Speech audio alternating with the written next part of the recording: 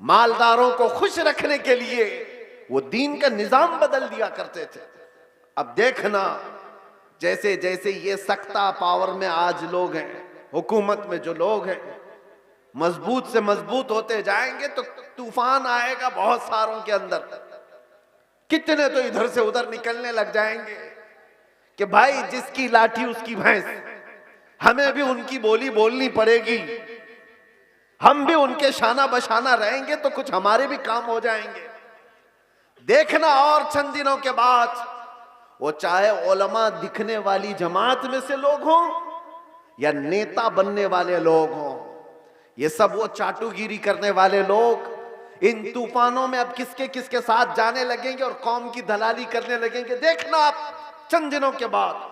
और ऐ कौम के गयूर नौजवानों, मोहब्बत मुस्तफा पर और नामूसे मुस्तफा पर तुमने जज्बात में आकर के जो नारे लगाए, इनका पास और लिहाज रखना। चाहे पूरी जमात के बड़े बड़े लोग किसी ऐसी जमात के साथ चले जाएं जो मेरे मुस्तफा के दुश्मन हैं, उन्हें मत देखो, उनकी दौलत ना देखो, उनकी सियासत ना देखो, उनके ऊंचे मर्तबे ना देखो। मैं गरीब ही सही, मेरे दामन में मेरे मुस्तफा की मोहब्बत काफी है। इस पर कायम रहना। तुम्हारे घर छप्पर के हैं, तुम्हारे इलाके बाढ़ से डूब जाते हैं, बहुत सारे मामलात हैं, इस पर राजी रहना, लेकिन ईमान का सौदा कभी ना करना, नामूस है मुस्तफा का सौदा कभी होने नहीं देना। ऐसों की जमात से अपने आप को बचाए रखो जो दीन का सौदा करते हैं। उलमाए ज़बील एहतराम, मशाइख, सादात, हाज़रीन अहले सुन्नत व जमात, अस्सलामु अलैकुम व रहमतुल्लाहि व बरकातुहू। अल्हम्दुलिल्लाह अल्हम्दुलिल्लाहिल हन्नानिल मन्नान अल्लज़ी खलक़ल इंसान व अल्लमहुल बयान वस्सलातु वस्सलामु अला रसूलिही सय्यिदिल इंसी वल जान व अला आलिही व अस्हाबिही ज़विल खैरि वल इहसान, अम्मा बअद। फ़अऊज़ु बिल्लाहि मिनश शैतानिर रजीम, बिस्मिल्लाहिर रहमानिर रहीम। इन यंसुरकुमुल्लाहु फला गालिब लकुम व इन यख़ज़ुलकुम फमन ज़ल्लज़ी यंसुरुकुम मिन बअदिह व अलल्लाहि फ़ल्यतवक्कलिल मुमिनून। सदक़ल्लाहु मौलानल अज़ीम। बारगाह रिसालत मुआब सल्लल्लाहु तआला अलैहि वसल्लम में दुरूद पाक का हदिया पेश करें। अल्लाहुम्मा सल्लि अला सय्यिदिना मुहम्मदिन मअदनिल जूदि वल करम व आलिही व अस्हाबिहिल किराम व इब्निहिल करीम व बारिक व सल्लिम सलातन दाइमतन सरमदन अबदा।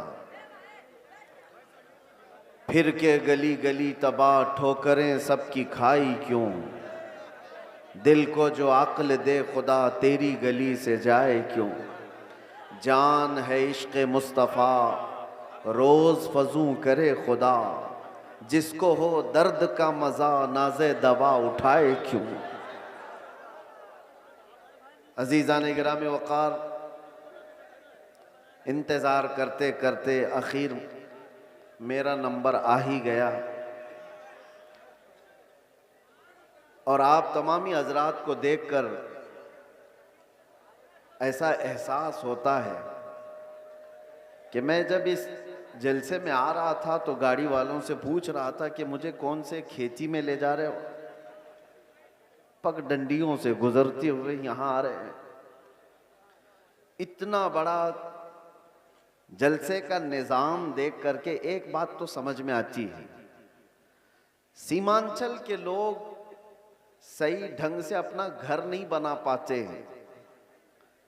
लकड़ियों के घर, छप्पर के घर, लेकिन मेरे मुस्तफ़ा के नाम पर आलीशान जलसा तो ज़रूर सजा लेते।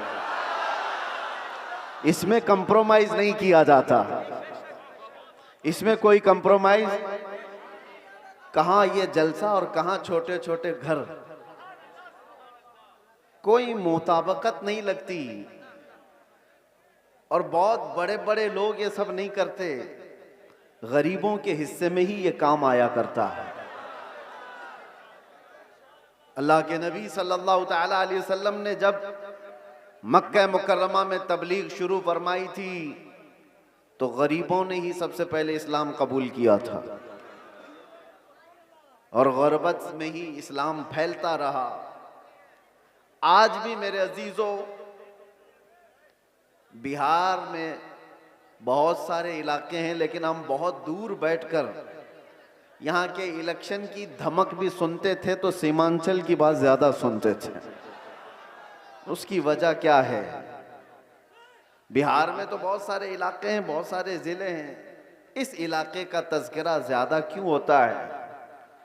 वजह यह है कि यहाँ पर वो कौम ज्यादा है जो लोगों की नजरों में चुभती ज्यादा है। और यही बात है कि दुनिया का हर दरिंदा हमारी तरफ देखता है और खूनखार नजरों से मिटाने की कोशिश भी करता है। और ये पहली बार नहीं, चंगेज इसके बड़े भी आए, हलाकू इससे बड़े भी आए, लेकिन वो इस दीन मतीन का कुछ बिगाड़ ना सके। आप भी ना घबराना, ये जलसे कोई ख़त्म नहीं कर सकता और ना ये नाम हमारे कभी ख़त्म किए जा सकते हैं। कुछ बात तो है कि मिटती नहीं हस्ती हमारी, कुछ बात तो है कि मिटती नहीं हस्ती हमारी। सदियों रहा है दुश्मन दौरे ज़मा हमारा, यूनान और मिस्र रोमा सब मिट गए जहां से, बाकी मगर है अब तक नामो निशां हमारा। तौहीद की अमानत सीनों में है हमारे, आसान नहीं मिटाना नामो निशां हमारा। और फिर एक बात, बातिल से डरने वाले ए आसमां नहीं है हम, 100 बार कर चुका है तू इम्तिहान हमारा। एक बड़ी लज्जत है, बड़ा अजीब एहसास है बिहार के, बंगाल के, झारखंड के जलसों में। मैं बोलता बहुत भी हूँ, आप लोगों के इंतज़ामात और इंसरामात के ख़िलाफ़ भी, रात भर सजाते हैं और बहुत सारे इसके जो नेगेटिव पॉइंट है उस पर बोलता भी हूँ। लाखों का खर्चा करते हैं बिहार में, जलसे ज़्यादा करते हैं, इस पर बोलता भी हूँ। लेकिन दिल में एक एहसास ये भी होता है, जैसी तैसी है कौम, सर्कस में पैसा बर्बाद करने से मेरे मुस्तफ़ा के नाम पर तो लगाती है। किसी और जगह पर इनको छोड़ दिया जाए तो शायद पता नहीं मुजरे करने वालों को देखेंगे लोग। इंटरटेनमेंट की दुनिया है, यहाँ नहीं तो कहीं और महफिलें लगा देंगे। इसी बहाने कम अज कम यहाँ शोराए इस्लाम आते हैं, खुतबा इस्लाम आते हैं और ये एक एक लफ्ज पढ़ते जाते हैं, लोगों के दिलों में रस घोलते जाते हैं। जैसे तैसे ये दीन का निज़ाम इन जलसों के ज़रिए से कायम है। बहरहाल मेरे अजीज़ों, एक बात आप समझ करके चलना, यहाँ पर बैठकर तकरीबन 1 घंटा मुझसे पेशतर हज़रत मौलाना साहब ने चंदा भी किया बहुत मस्जिद के लिए। बहुत लोग समझते हैं कि मौलाना लोगों का काम ही क्या है, चंदा करना, रसीद लेके घूमते रहते हैं। तुम्हें अंदाजा है दीन का ये सारा निज़ाम अगर ये मौलवी नहीं होते तो पता नहीं तुम क्या कर रहे होते। ये मदरसे, ये मसाजिद की मीनार, ये सारी चीज़ें इन लोगों से कायम है। होते होंगे चंद चंदा खोर लोग, मगर आपको पता है एक एक पाई दीन के लिए ऐलान करके जमा करना ये उलमा की शान है। क्या उनके अंदर सेल्फ रिस्पेक्ट नहीं है? क्या मांगना उनकी बचपन की आदत है? नहीं, तुम्हारे दरमियान अगर वो हाथ फैलाते भी हैं तो दीन के नाम पर। मेरे मुस्तफ़ा करीम सल्लल्लाहु ताला अलैहि वसल्लम की शरीयत ताहिरा की बका के लिए मुझे बात याद आती है। मेरे वालिद गिरामी फरमाया करते थे, अल जामिअतुल अशरफिया मुबारकपुर आज हिंदुस्तान की एक ऐसी अजीम यूनिवर्सिटी का नाम है जिसके सामने ताजमहल की ऊंचाई भी फीकी पड़ती है। ताजमहल तो लोग टिकट देकर के देखने जाते हैं और फोटो खिंचवा कर आते हैं, मगर अल जामिअतुल अशरफिया वो ऐसी जगह है जहां इंसान बनाए जाते हैं। उलमाए रब्बानीन की एक बड़ी जमात पैदा होती है।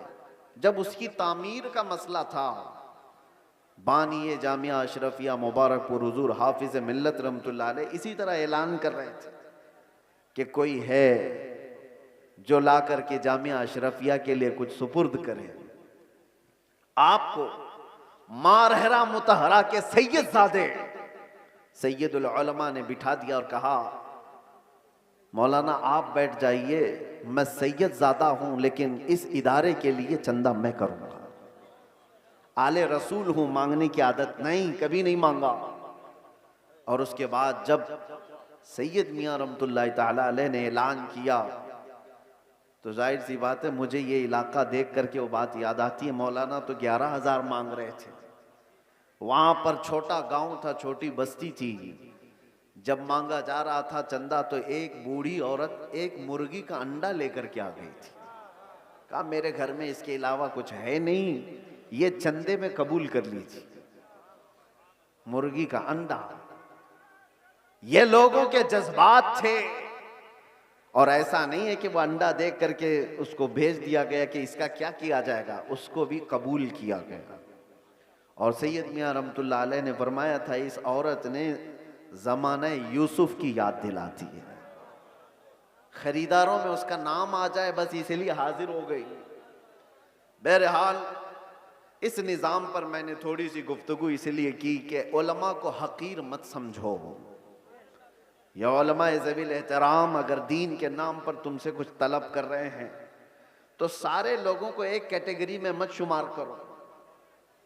एक जुमला मैं आपसे कहता हूं, तवज्जो से सुनना। हर दाढ़ी वाला चोर नहीं होता, लेकिन चोर दाढ़ी रख लेता है।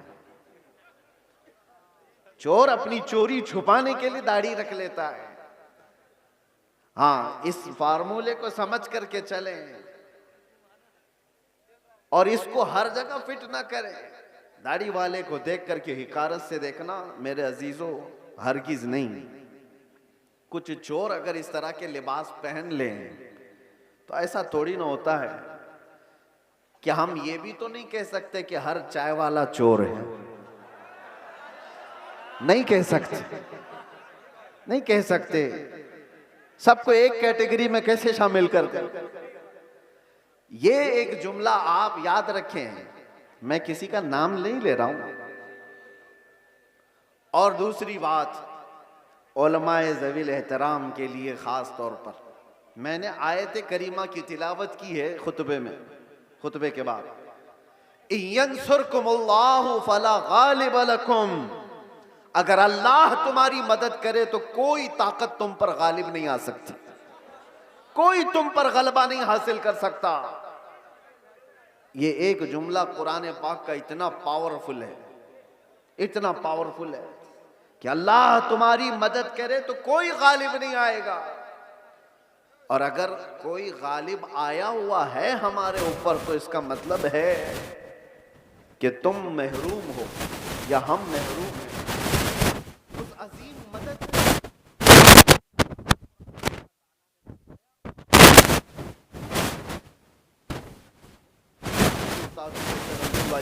एक आयत की तफसीर फरमाते हुए हमसे कह रहे थे कि एक साहब आए और उन्होंने कहा कि हजरत हमारे गांव में बहुत फसादात हो गए, वायलेशन हो गया, लेकिन मुसलमानों को पकड़ पकड़ करके पुलिस ले जा रही है, 8-10 दिन हो गए, अभी तक थमी नहीं है ये गिरफ्तारियां।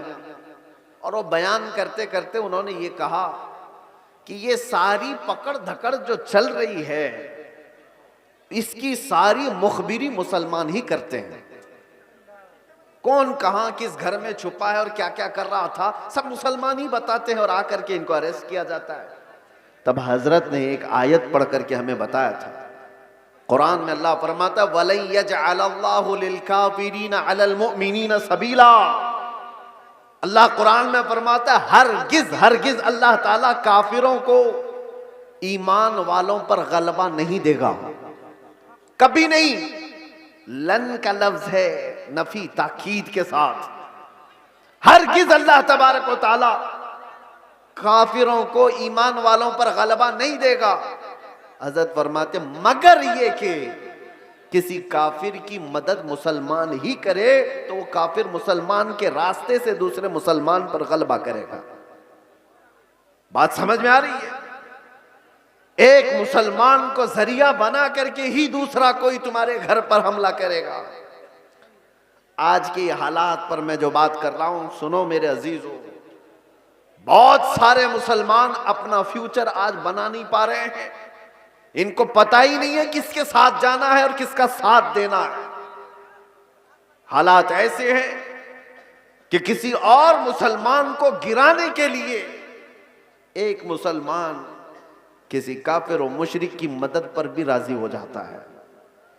यही मैं बता रहा हूं कि कभी तुम्हें कोई कौम मगलूब नहीं कर सकती जब तक कि तुम्हारे अंदर के गद्दार तुम्हें मगलूब ना करें। जब तक हमारे दरमियान मौजूद जमात के मुनाफिकीन हमारे खिलाफ ना खड़े हों, तब तक कोई कौम हमें डायरेक्ट नहीं गिरा सकती। अभी 1 महीने पहले की बात मैं बताऊं, और सीनियर ऑफिसर ने मुझसे कहा कि मौलाना आप डरते क्यों हैं? आपकी कौम को कोई भी हरा नहीं सकता, ये हम जानते हैं। ये मैं सुनता था पहले, लेकिन डायरेक्ट सुना, आपकी कौम को कोई कुछ नहीं कर सकता। आपकी कौम ही आपकी कौम को बर्बाद करती है, बाकी कोई नहीं कर सकता। आज भी दूसरों को इस बात का यकीन है कि हमें कोई भी गलबा हासिल करके गिरा नहीं पाता जब तक कि हमारा अंदर का मुनाफिक उसका साथ नहीं देता। ये गद्दारों की जमात, ये मुनाफिकीन की जमात, मैं जानता हूं सैफी साहब यहां मौजूद है, मैं आपसे कह रहा हूं कि उस वक्त कैफियत क्या होती होगी।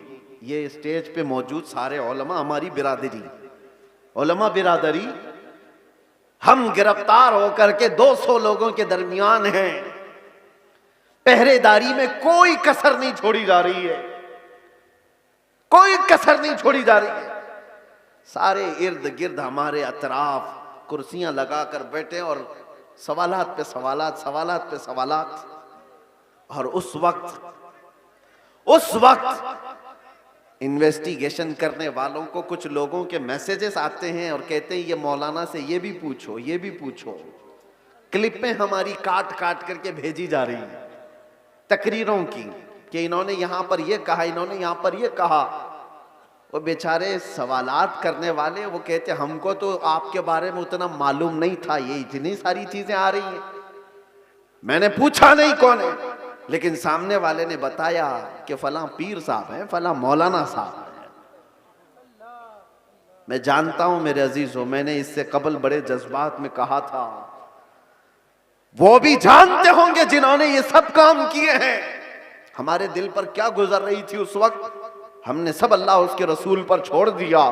लेकिन एक बात याद रखना, गद्दारों की जमात से कहता हूं, कल क़यामत होनी है और बारगाह मुस्तफा में हमें भी खड़ा होना है और तुम्हें भी खड़ा होना है। देखा जाएगा कि तुम किसके साथ खड़े होते और हम किसके साथ खड़े होते। देखा जाएगा तुमने किसी एक आलिम को सिर्फ और सिर्फ नामूस रिसालत की बुनियाद पर सजा को तवील करने के लिए, साथ देने के लिए जासूसियों का माहौल बनाया था। कयामत तो होनी है, मौत तो आनी है, कब्र में भी जाना है। ये मत समझ लेना कि सब कुछ यहां पर है। चंद पैसों के लिए जो लोग अपना दीन बेचते थे, कुरान ने उनकी वईद में क्या क्या बयान फरमाया। ये वो लोग हैं जो यहूदी उलमा थे, यही तो किया करते थे। मालदारों को खुश रखने के लिए वो दीन का निजाम बदल दिया करते थे। अब देखना जैसे जैसे ये सख्ता पावर में आज लोग हैं, हुकूमत में जो लोग हैं, मजबूत से मजबूत होते जाएंगे तो तूफान आएगा बहुत सारों के अंदर। कितने तो इधर से उधर निकलने लग जाएंगे कि भाई जिसकी लाठी उसकी भैंस, हमें भी उनकी बोली बोलनी पड़ेगी, हम भी उनके शाना बशाना रहेंगे तो कुछ हमारे भी काम हो जाएंगे। देखना और चंद दिनों के बाद वो चाहे उलमा दिखने वाली जमात में से लोग हों या नेता बनने वाले लोग हों, ये सब वो चाटुगिरी करने वाले लोग इन तूफानों में अब किसके किसके साथ जाने लगेंगे और कौम की दलाली करने लगेंगे। देखना आप चंद दिनों के बाद।